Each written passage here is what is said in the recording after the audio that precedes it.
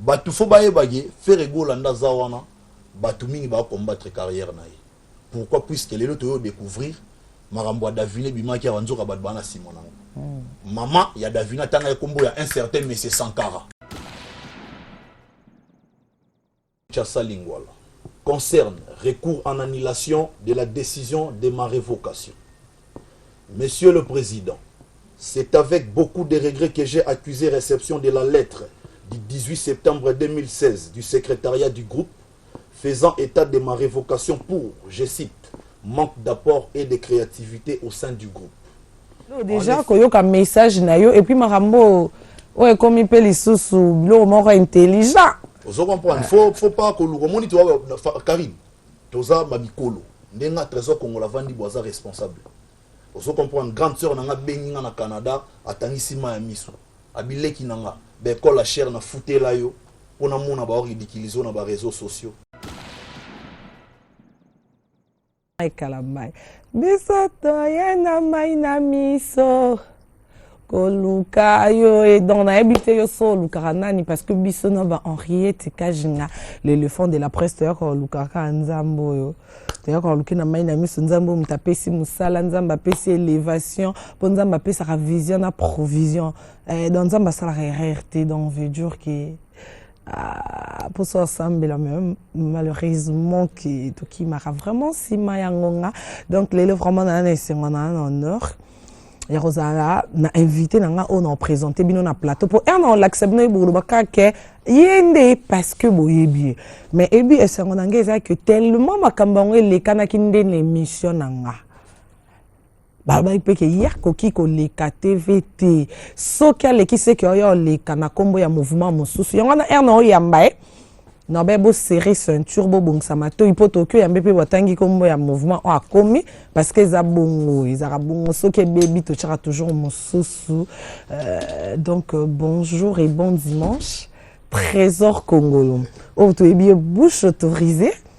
il a fait rigole à jeudi des nuances mais moi mi koleleki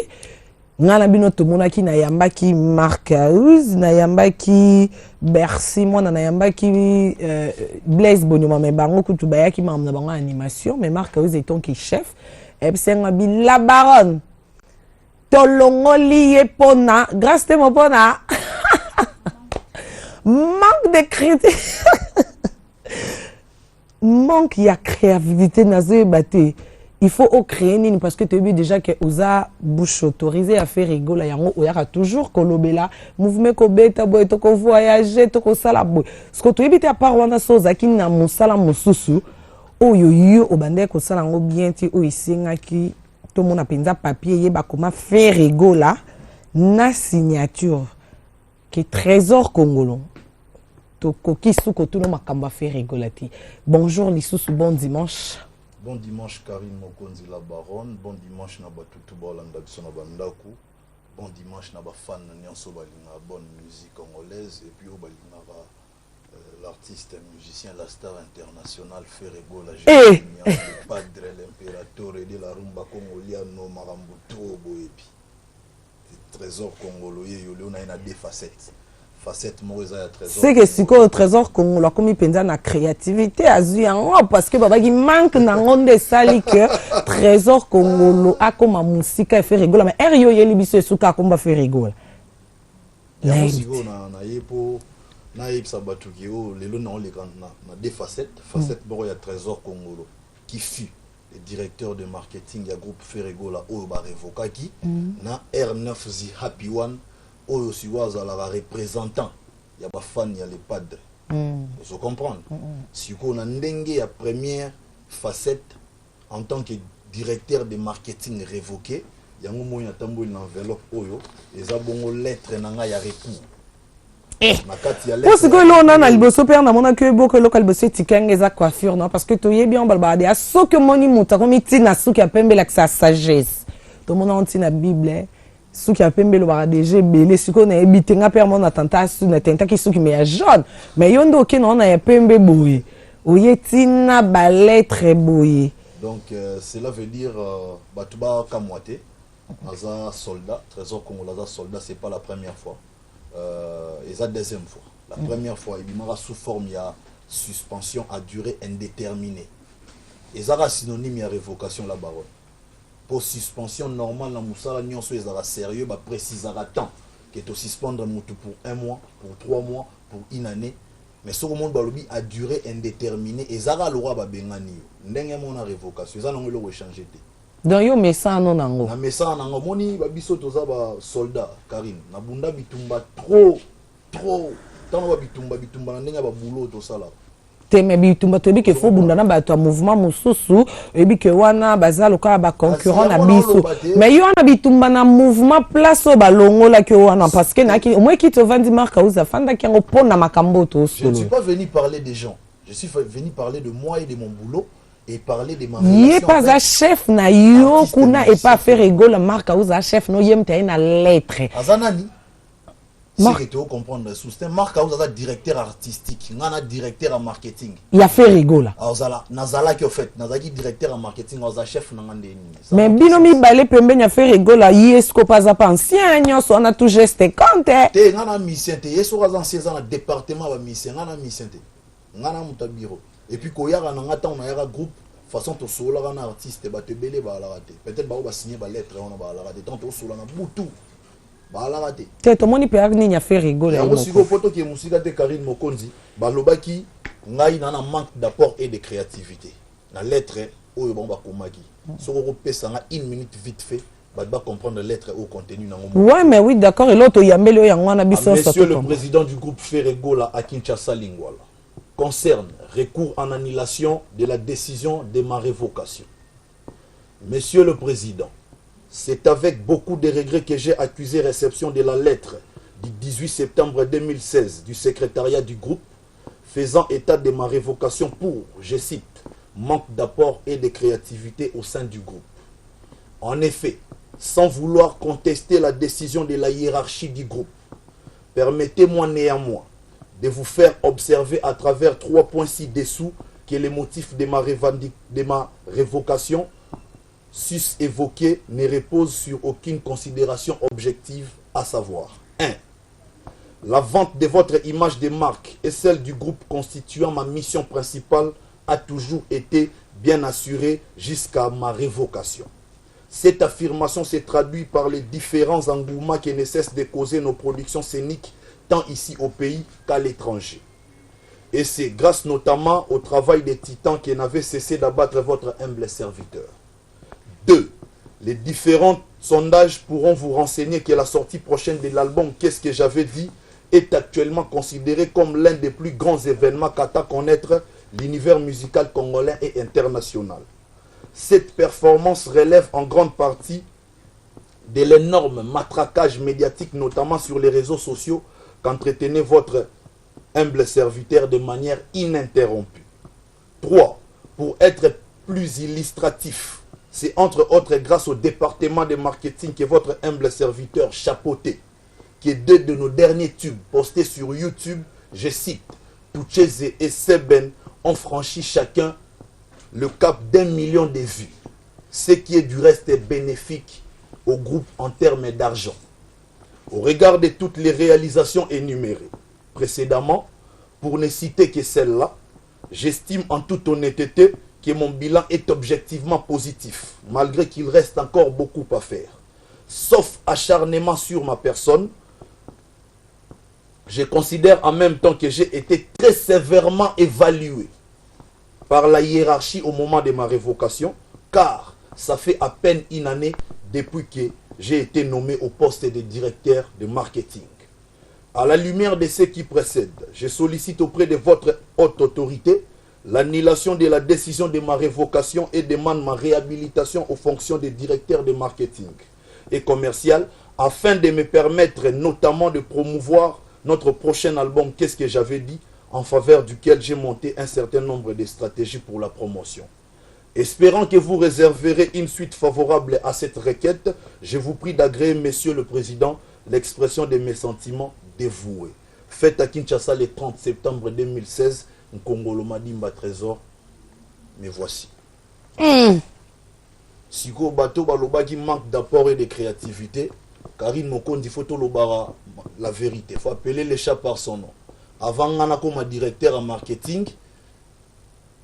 banda na groupe toloba banda taper na attention na ba réseaux sociaux or que réseaux sociaux ça et le réseau connecté monde les très important vitesse à TGV depuis na comme directeur en marketing artiste non to bimisa album te to bimisa ba single mi balé seben wana ezaki au moment où na uto zonga ba comme singa maman directeur en marketing et ça li une année et ça a plus de 1 million de vues sur YouTube bato ba tchara tembe bo vérifier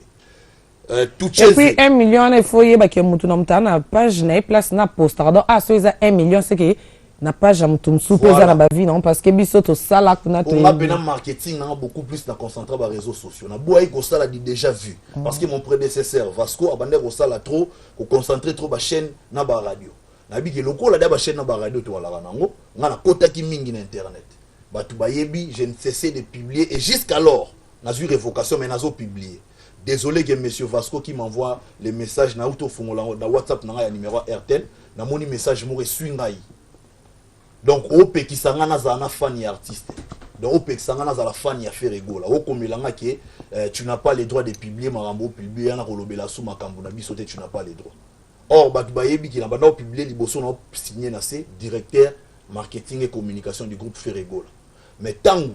na longwe na romo publier na suka na signer pour te logoté na komi pe logoté donc on dirait pour na yo trésor suspension pèse important parce que herbe pesa ki yango liboso zongi baba excelio na lobité que c'est important mais si parce que nabi ke mbalo déjà ko yo ka message na yo et puis marambo ouais comme il peut lisusu bilo moko intelligent vous comprenez faut pas que le moni to Karim toza mabikolo ndenga trésor congolais vandi boza responsable.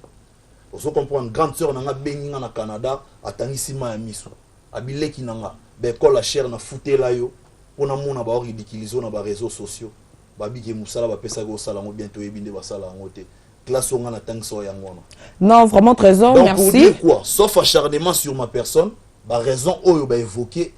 na lettre ya révocation et en sens té pour na EPZT pour ngana na ba preuve nanga bango ba mpe ba preuve na bango na lobby boy na lobby te ngam na sali nyonso mais et ça mi pendant qu'il a commis directeur en marketing les deux tubes to postés sur YouTube et les qui 1 million de vues c'est-à-dire tous na elamour ya bien tous a avancer on même na kata lettre na commis malgré qu'il reste encore beaucoup à faire mais vous avez une idée au sali sa lettre boko kende ti ba bete là que ça déjà que on a peine à parler dans le félicitations mais yo mo pose na ba mission et bi ke ba mission ba rapé entouré na batum so so za la na loba bo sala bo parce que ngana na kata mam na bino tema faire rigole vraiment lettre non linga vraiment ba mikakozumele biso malgré pour na bato ba yo ka quitter donc je crois dans linga ba meka bah voilà ba meka ozuma ngo na bato ba zota la biso vraiment en retard na part na faire rigole ce que zolanda place baza il y a toujours de problèmes. Mais comme ça so so ba problème au bat ba on a katanda ko comme bima libanda parce que ngana ki na marque house ba image na net on a peut-être bon on a problème moro à part mouvement loin de là moni ngai na na problème na batuté et puis na kipa mambo batuté na problème na ngezala beaucoup plus au sali la Ferregola musala souci na ngezala na sa musala au moni Ferregola makambo ba komi na lettre ya révocation et kende nakoloba eza le contraire ya o Ferregola alobaki dernièrement une émission ya confrère na yo na concert na yo je cite Papi Mboma et Hélène Kalema alobi que trésor congolais émission Papi Mboma que trésor congolais c'est la musala bien marketing na OCP la artiste et mo alobona TV za sur YouTube ba baro otala na émission ya Hélène Kalema a précisé alobi que trésor congolais zo teka produit na bien pourquoi ba tuba luka ba humilier nga so eza na raison musuna sima. Il y a un problème, on pouvait bien le faire. Non, mais c'est oui, mais on a le biso qui dit comme ça, c'est un beau sala, on a n'engagé nous que écoute na musala parce que on a musala. Biso sur total à la TV, biso sur toi internet, tout le monde a musala ouais. Beaucoup plus na lingara Ferregola, ça reste un artiste oyo. Pour nga voir na yé ils ont égalité en Afrique mobimba. On a valeur sur la musique à Congo, ils ont mérité à kende plus loin que place Azad à Minito. Azad déjà au-dessus. Mais il faut les qualifier parce que compétence naie et ça qu'il faut qu'il y ait des sous musique. Il y a un mytho trésor congolais, on a dit facette il trésor congolais, mytho ce qu'on a dit facette il y a R9 The Happy One, c'est-à-dire représentant ya ba fan. Ba fan ba lobby na remercier na nous Ferregola na musala malamu seli bango parce que première couleur, il y a l'album Manix et Bimi déjà et ça déjà sur YouTube. Oza au courant nyos hein? Mais naïde mutu na la directeur en marketing donc na yebi non le mo va sike salamité pour même qu'est-ce que j'avais dit na yebi yango na yebi mambutu donc c'est-à-dire ma fan ba féliciter Manix c'est ça liga rasoki quelques heures mais t'as là déjà ba vu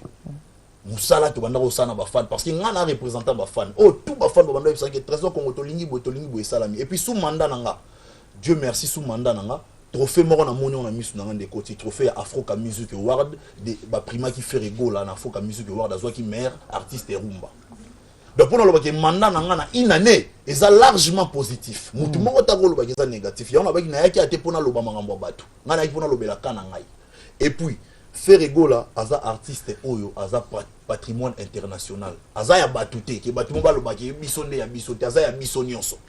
oso comprendre mutu monta oyo pexanga na lobela Ferregola na TV en tant que fan azate ah ouais mais nandenga ba fan na Angelica Madeleine dango ya mutu pekisa te oui vocable mutu ko pekisa ngaite et puis Ferregola patron nga na sala ke confiance parce que ye moko na pesa pouvoir ya ko kitisa nga na ko dimne ngai t'inquiète message de jour pesi na ba fan mon donc na ngai ya atomboli ngai na minito suba dimne nga na soldat Karina Bunda bitumba to eza makambo mikete ndem teki misanga esprit na yo loba biloba loba te ensemble maintenant nenga tombola toujours je crois que ça Bill Clinton alongo yo mona ndai afinga Bill Clinton na ba réseaux sociaux aussi sa Bill Clinton loposo ngana ko sa bongo te pona za ndenge mona batutute trésor Congo la za rapport ngai na mito na ta bolamu omoni grande sœur na ngai bisenga bi trésor na yoki ba annoncer que ça l'émission si j'entends que olobi ma be a faire rigolo en tout cas ngana oyina yo te yo ko misi qui porte parole intelligent comme ndenge olobela ngo intelligent kufa Ferregola ya obeta na matanga et ça mara pona débat na monde ndule Roger Ngandu na ngai Roger Ngandu obeta na mariage na ye Ferregola ya obeta na matanga ndeza bo image wana batala ngo na Canada grande sœur na nga donc batu tout balela Ferregola pona geste wana sans compter enveloppe apesa sans compter mambola moi c'est là et puis pona okoma na okobanda na Roger Ngandu bat baleki belé na katikati mais quand même c'est qui les a félicité ma ba Ferregola ya le roi na mi baki ne kulusu et simbati j'aime beaucoup Ferregola, je l'aime de tout mon cœur. Voilà, moi ma dédicace parce que Namoni déjà hier n'a bien été mais c'est comme qui est beaucoup plus pour ma dédicace na qui pona ba fan que nzembu na biso bimi et quel est bébé za nzembu mais nzembu na biso na manix ya album na biso qu'est-ce que j'avais des bimi botala talango na YouTube wana bo mona ba vu ka te monte kontaka ya rapé mbongo ba vu wana ya mbongo faut préciser ko ba fan que ba vu wana ya mbongo ya bleu pa pambate neti nga Nathalie depuis et bimi Nathalie on a 65 fois chaque minute na la mourana activer ba forfait amike na bani nango talara manix na YouTube na hôtel donc je reste fan album na biso fait kende liboso toza na posa te toza na ba problème na batu non trésor Congo na problème na mutu te so mutaka na problème na nga étalien ngande na boye so ba pesa ordre ke loba par exemple ki nganya longwe na lobango avec beaucoup de sagesse na yo finga te so ba finga ngai public limbisa bango ngana limbisi da bat nyonso ngana na problème te voilà précise j'aime Ferregola il reste un grand frère pour moi donc un exemple à suivre ngana na problème te voilà merci beaucoup et puis pour na aussi lisa pardon na épingler l'euro rapidement batu fo baye bagé Ferregola ndaza wana batu mingi ba combattre carrière na ye pourquoi puisque les autres yo découvrir marambo Davine bimaki awanzoka bat bana simona maman ya Davina tanga kombo ya un certain monsieur Sankara. Donc j'ai compris qu'il y a des gens qui est derrière ça pour le problème ça image artiste. Voilà, merci beaucoup. Artiste, nous reste votre artiste. Ouais.